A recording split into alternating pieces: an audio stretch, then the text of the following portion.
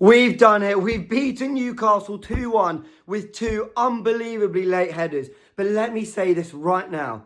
We deserve that. Oh, I can't remember the last time I celebrated a goal that much. And even the Merino header, I was so much happier from that moment when it went in, even though we weren't winning, because the team were way better today. And look, I'm delighted we won. But a little part of me wishes you could all see what my match reaction would have been at a 1-1, same as the City result. But at a time where Arsenal played way better this game, the combinations were smoother, the 11 was spot on from Arteta, the subs were good too. And on so many levels, we got this game right, from players to management. I was thinking, Newcastle are going to be lucky to come away with a point, even from 1-0 up, I thought that. But of course, when you score and there's still time on that clock, you've got to go for the win. And I thought Arsenal were so deserving of it. I knew Newcastle would be tough, but I didn't expect us to create this many open play chances, to be this creative, this dynamic in the football we played. We saw 3-1-6 at times in a bid to break them down. We saw balls over the top. We saw long passes. We saw playing out the back. We saw overlapping fullbacks. We saw wingers on the touchline. We saw everything from Arsenal, because it was going to take everything to beat a very stubborn Newcastle, who, I'll be honest, were not good today. They were not good today. They were 1-0 up. Gabriel was poor on the goal. That's all I'll say on it. Mosquera gives the ball away. And credit to Arteta, who recognised that Mosquera was having a tricky half, so brought in Saliba. That's another good change, followed by the good decision to play Eze in the 10 in the first place. Now, did he do everything perfectly, Arteta? Maybe not, but guys, he's just won at St James's Park. I think he got the 11 right. And I think crucially, we talk about personnel, but the combos were better today. The passing through the lines, much crisper. And you look at that first half where Trossard had the save from, he hit the post. Eze had a couple shots blocked, saved by Pope. You're thinking, my word, we are working opportunities in the areas that we said Arsenal would get chances from with the preview we did on the Goonerverse. So I need to catch my breath. And from everything from the start of the game told me, no, Arsenal can score goals today. And I know we went 1-0 down. That's all I want to say on the, Mosquera and Gabriel make errors. That's all I'm going to say on that goal. But I just sat there thinking, no, come on, there's goals in this for us. I didn't know if there was enough to win, but there was goals in this for us, at least to pick up a point in some way. And to have picked up all three, I feel absolutely delighted about. What a massive win. What a statement win. I wish I could sit here and be more cool, calm, collected. I'm not. I'm buzzing. This is as raw a match reaction as you're going to get. I'll talk about some bits in the game. We'll go through the match report in general. But I just feel so elated with not just the fact we won, but the team performance. The team performance and the way the players stuck at it, I thought was brilliant.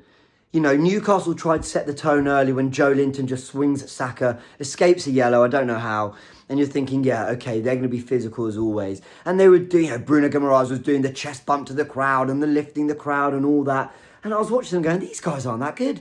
We're having loads of chances here. We're creating openings. The second half, of course, it became harder to do that because they really grew into a low block. But still, I thought we were asking questions, winning corners, and doing a lot to kind of force some last gasp defending from them. But Pope was in act. Pope was lively. And when you got to last week, when Arteta talks about domination, this was much closer to the domination I want to see. Maybe less possession, maybe less territory, but Pope worked way harder today than Donnarumma ever did last week. And it was just so, do you know what? Do you know what it was? That was an inspiring performance. That was a performance off the back of Liverpool going and losing to Palace. We needed Arsenal to say, we're here and we're up for it. And to play the football we did at times, to take it to Newcastle, to match them physically and aggressively, and to turn around a 1-goal deficit and get that kind of win after what Liverpool did, that is so, inspiring. It's so as fans, do we not now feel more like, yes, we're in this fight, and the players are too, and the manager is too with his 11 and the subs he made throughout the game to impact it too. Well done, Mikel Arteta. Now, it takes us to 2 points behind Liverpool. I'm obviously over the moon, as you can tell, because I barely have the energy to compose myself. all the energy is just pouring out of me because I'm just so delighted with this win. On the Goonerverse, I'll do a proper player ratings and analysis, so look out for that. That'll be a live stream, so do tune in. It'll probably be around 9 p.m. UK time. But you know, the thing I really, really want to talk about is the fact that Arsenal actually had quite a few things go against them this game. Now, I'm not saying all of them were wrong decisions, but there were moments that Arsenal had to overcome. The missed chances, hitting the post, the penalty that was given. Now, let's talk about the penalty very, very quickly. I'm torn. I'm really torn. Because let's pretend we weren't saying that Saliba touched the ball against Brighton last year when Brighton were given a penalty. We're all saying Saliba touched the ball, therefore we felt it was a harsh penalty. What needs to be established is what counts as winning the ball. Now, where Arsenal can rightly feel so aggrieved, and I certainly do as a fan, is two things. One, inconsistency. Why, when Saliba gets his head on the ball against João Pedro, but catches Pedro, is it still a penalty? But when it comes to Pope doing against Gyökeres, it's not a penalty. So the inconsistency, and both going against us, is very, very harsh. But secondly, Pope has still clattered Gyökeres. So how can they possibly say that that is a clear and obvious error and that we should be denied the penalty? So to overcome the missed chances, Trossard hitting the post, then the penalty, being overturned, and going a goal behind where Gabriel feels he's been pushed. Gabriel was weak on that and he made up for it with the goal at St James's Park. I mean, this guy scores everywhere, doesn't he? But with all those moments, you can not understand, because I think Arsenal needed to show mentality and rise above that. But those are all things that Arsenal could have let affect them. Or we've seen other sides be affected by that kind of thing, that kind of momentum in a game. No, Arsenal rose above that and played brilliant football. Did you notice the line of six where Zubimendi would drop back in? It'd be him, Saliba and Gabriel, so that Timber and Calafiori could go forward. And Rice was sitting deeper so that he could track when Jacob Murphy was through on goal. That, again, is brilliant from Arteta. It's genius tactical management, because what he's done is recognise that Newcastle's threat on the break is more, what's the word I'm trying to, I can't even speak. What am I trying to say? It suits Declan Rice, and it suits us to have Declan Rice at the base where he can drop back and cover and try win the ball back, because Zubimendi's not going to cover that kind of ground. But what we saw was Zubimendi playing some lovely passes in between the lines, trying to make things happen, playing a ball over the top with the outside of his boot, and Timber really nearly equalised, but Pope was a man possessed today. And then we see Ødegaard come. Well, actually, no, Merino came on first. Now, again, so I should be doing watch-along, so all this is on camera. I think Merino was a clever sub, because at that point, we needed to bombard the box and we needed our best headers of the ball. And that's where Merino's running on to play, not being the focal point to play off. By the way, I thought Gyökeres' hold-up play today was brilliant. I thought Saka was great too, and we'll cover this all in the player ratings. Rice, Zubimendi, Timber, my man of the match. I thought he was sensational. Eze did some great things. Like, across the board, there's some really, really good stuff. But, what was I saying? But Arteta makes the changes where he gets Ødegaard, slipped a lovely ball through to lewis-skelly. Has he delayed the cross a little bit, but we win a corner. We then win another one. And Arsenal's tenacity at the end there to find the winner was brilliant. And it's not just for the winner, it's for the equaliser. The way they just tried to steam throw Newcastle with a blend of technical quality and the physicality to match them was sensational. Now, let's talk about the goals in a bit more detail. Firstly, they go for a short corner. Rice wasn't having much joy because Pope was dealing with everything. They go for the short corner, and then it's picked out. I think it's Rice, isn't it? His cross is picked out Merino. It's a brilliant, brilliant header. Merino coming on. So I think I was starting to make a point and I moved on. Merino coming on was the right change, because he gave us an aerial threat without having to be a part of build-up, but without also having to be the only one trying to bring players into play. So I thought it was a really, really good substitution from Mikel Arteta, because it's the one area of the pitch where Newcastle will dominate is aerially. Though, like I said, I think Gyökeres was winning his duels. Merino, unbelievable head off the post. Well played to him. He started celebrating, but you saw the players around going, come on. I think Saliba goes and gets the ball. Timber's calling them over. Love that from Arsenal.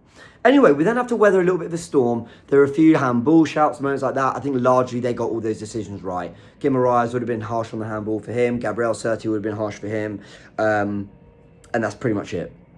Then, Ødegaard. And I think it comes from Timber and Rice doing brilliantly on the right to keep the move alive and win a corner, because it looks like Newcastle are going to come away from it, but Arsenal show a lot of fight to physically impose themselves on Newcastle and come away with the ball. They eventually win a corner, I think, if I'm remembering it right. But Ødegaard, who'd slipped a lovely ball through to Lewis-Skelly, came on to try and win the game and play the kind of passes that might win us the game, put a brilliant cross into the box, and Gabriel making amends for the error on the first goal, because I think it is error. I think he goes down too easily. He then rises above everyone to put it into the back of the net. And Arsenal get a huge 3 points at St James's Park. And, you know, guys, I spent the first 4 or 5 minutes just on emotion, just letting everything pour out of me. And I've tried to do like a little bit more of a play-by-play there.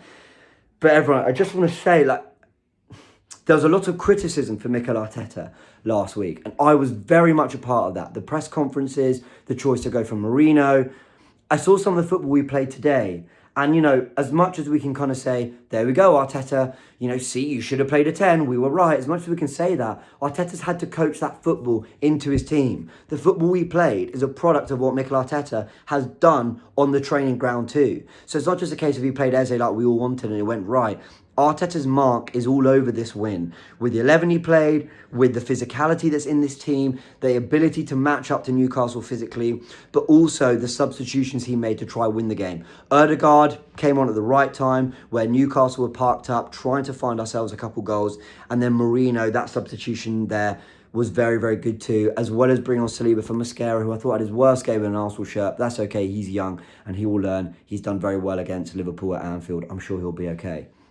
So credit to Arteta for that. But the emotion, I said earlier in this video that it's inspiring. When you see your Arsenal team be brave, which is what we wanted to see last week, when you see them go, no, we can take it to this lot, when you see them turn it around so late in a game, when you see them say, we are leaving it all out on that pitch, you feel fueled. Now, in the 97th minute, or 96th, whatever it is, Eddie Nketiah has scored for Palace against Liverpool, and Arsenal have gone and got a huge win at Anfield. We could easily be talking right now about a 5-point gap, or if they draw a 3-point gap. But it's 2 points because, dare I say, football won. Palace had all those chances and they won the game, rightly so.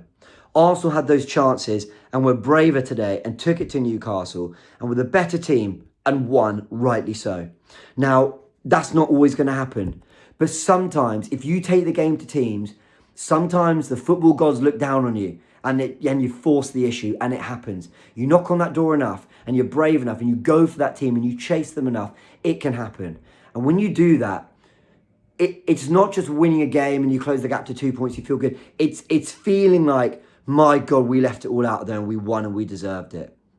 And I hope that inspires Arteta and the players and the fans, because for all the pessimism, of which I've been a part of that, rhetoric and discussion too, I did say we can win at Newcastle. I predicted a win. So for all that, I predicted a win.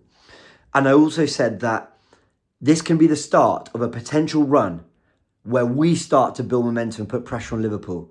So let that fuel you, Arsenal. What a brilliant win, and we're going to enjoy this. The Goonerverse podcast is out tomorrow. It's coming early because Sharon and I need to record early, and we'll be doing a live player ratings and analysis later on the Goonerverse. Go check that out. Everyone, I've said what I can at the moment. We'll do a proper analysis and discussion on it later. I am buzzing. What a win. 2 late goals. That is character from this team. I'm over the moon. Well done, Arsenal. Newcastle 1, Arsenal 2. 2 points, the gap between us and Liverpool, with St James's Park, Old Trafford, Anfield, and Man City home all out the way. Let's build momentum. Let me know your thoughts in the comment section below. I'll catch you on a bit.